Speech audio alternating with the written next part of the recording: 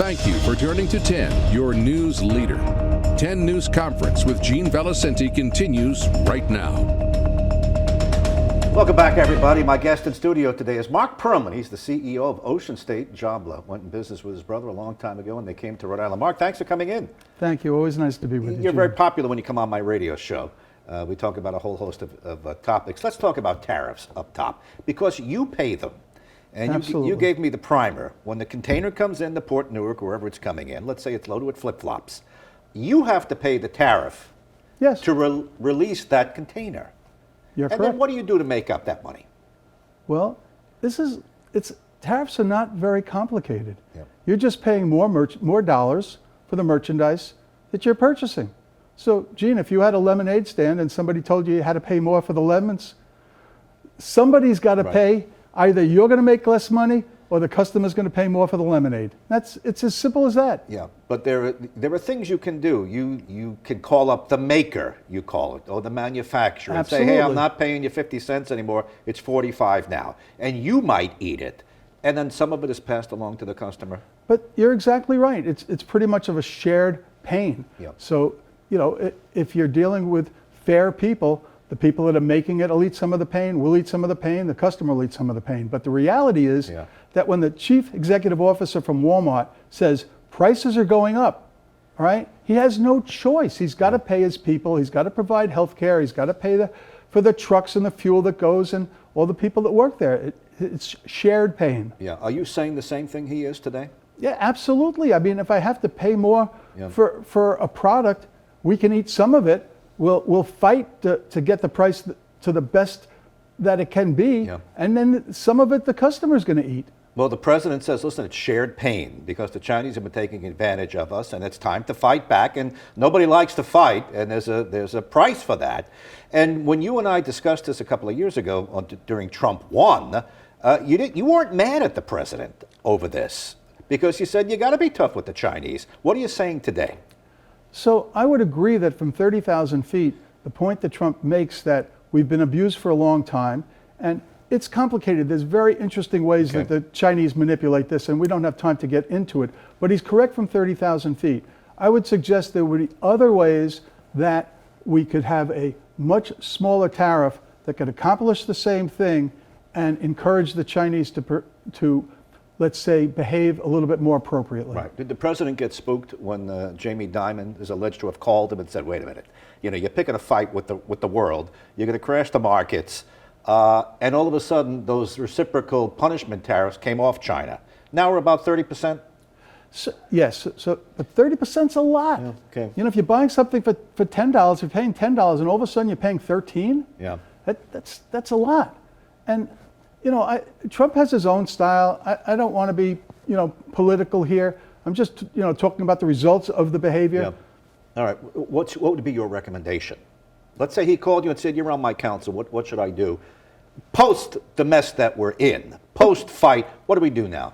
Well, I would argue that what he really should be concerned with and what he seems to be concerned with is jobs. So if Ford Motor Company were to open a plant in Mexico, the president would be very upset because he's losing jobs. Okay. All right? When you have a differential between what the Chinese are paying and what the fees that are going to Thailand, to Vietnam, to Cambodia, to Myanmar, to the Philippines, if you would lower those guys to zero and put a moderate tax on the Chinese, then the factories will move and the Chinese will lose the jobs. Yep. Some of the profit will come back the same way as Ford Motor Company would come back from, but they're going to lose the jobs, and it's about jobs. So if he's interested in punishing the Chinese, that would be my recommendation, and it would be a much more efficient way for the American consumer to to purchase product at a more moderate price. A lot of your merchandise comes from China, but it comes from all over the place. You have all the big food products from Turkey. Absolutely. And do you also have made in America stuff as well? We have an enormous amount of product that's made in the United States. Yeah. The majority of the product that we sell is American, but we're in the value business. Wherever we can find value. If the Germans are making something that provides value, we're buying it from Germany. If the Philippines, but if they're making something in Iowa, We don't discriminate. We're just trying to give our customer the most value that we can. You have an enormous amount of seeds that you're selling now. Those are all coming from the American Dakotas. Seeds. Right. Our birds, we sell about 400 tractor-trailer loads of bird seed a year, and it's all coming from the United States. And when I walk in, you have all the landscaping, all the potted plants that's grown within trucking distance.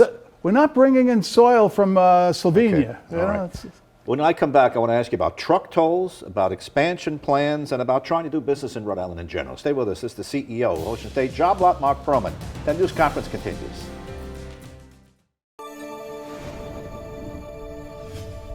Welcome back. We're going to continue with our guest, the CEO of Ocean State Job Lot, Marc Perlman. Marc, before we went on, you took the bait talking about doing business in Rhode Island. You think it's tough to do business around here. You're not happy. Listen, we occupy a position that is business unfriendly. We've occupied this position for a long time. If you're in business, you kind of have the feeling that you're not really wanted. It doesn't make any sense. Businesses are not good or bad, all right? It's the same way as you have good cops, you have some bad cops. You have great teachers, not such good teachers. You've got great politicians. Some politicians aren't so good. Businesses aren't good or bad. They're business. We create the jobs. What do you want? Let's say I had the magic wand, this pen was a wand. Shoot, go ahead, you got that, you got that. What would you want to make it better? I'd like to see an understanding that there's a balance between the business community in Rhode Island and the business community in general in the United States. There's no balance here. Our budget is upside down. Businesses pay taxes. My people don't go to the emergency room. They have health insurance. My people have enough money to go and dine in a restaurant. That sounds like a good idea.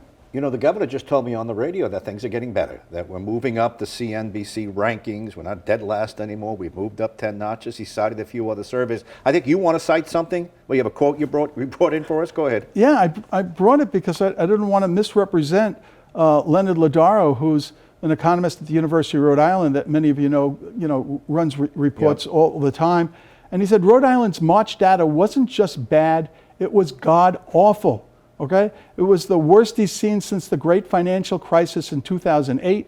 He would be amazed if Rhode Island is not currently in the early stages of a full-blown recession. How does that directly impact on Ocean State Job Lot? Because I go in your stores, they're busy, you're pushing product, you're moving your merchandise. Yes, but Gene, I'd like you to have too much money instead of too little, because I'm very capable of selling you the things that you didn't know that you needed. All right, well, you do, sardines and everything else. There you go. Now, by the way, speaking of giving me more money and everybody else, you've railed against this state taxing people who have money and sending them out of Rhode Island. I'll give you a second to talk about that, then we got to get to truck tolls. Yeah, some people don't understand, but Rhode Island has a death tax. So if you're an affluent person, you do not want to die here. Think about all our previous governors. They don't live here anymore, okay? Our bankers leave the state. They're not going to die here. And they take their philanthropy with them. That's the part that bothers me the most. They leave, they take their philanthropy. Well, it's 6 months and a day they go to Naples, Florida. Let me talk about truck tolls. Got about 2 minutes.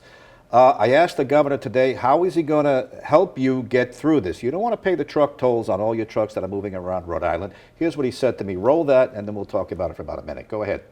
We control the price on a toll.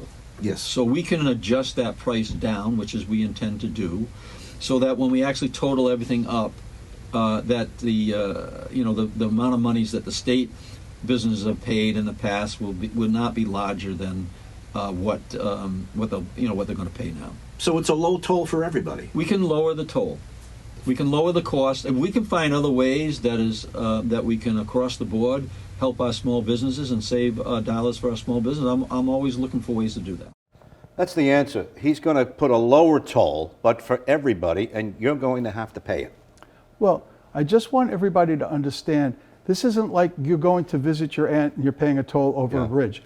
Let's use toilet paper, something everybody understands. When Procter & Gamble delivers toilet paper to our warehouse, that truck pays a toll. When it leaves, it pays a toll. 90% of our business is outside of the state of Rhode Island. Our truck goes out, it pays a toll. When it comes back, it pays a toll. So now we've already paid 4 tolls, except we don't operate for 8 hours a day. We operate 24. So that same truck can literally pay 8 tolls. I don't think anybody understands that How could that make sense that a truck could pay 8 tolls in one day? It doesn't make any sense. With just about 30 seconds left, I'm a little tight on time. Can he do something for you on the back end? Have you discussed this with him? Can he make you whole in any other way? Because it sounds like the tolls are being turned on for everybody, for you and the out-of-staters. Yes, and we're aware of that. Lowering the price would certainly help. You know, I personally feel that we ran down a rabbit hole that nobody else chased, and that's why we have this difficult problem right now. We need revenue. Right. The governor looks at it, there's money here. All right, Marc Perlman, thanks for coming, and we can keep going. And I'll have you back on the radio to talk about your big expansion plans. You took over 15 Big Lot stores. That's correct. Job Lot is taking Big Lot. Thanks for coming in. You bet. Thank you so much. And thank you for joining us today. Have a good weekend. See you next week. Okay, I think we got a few things in.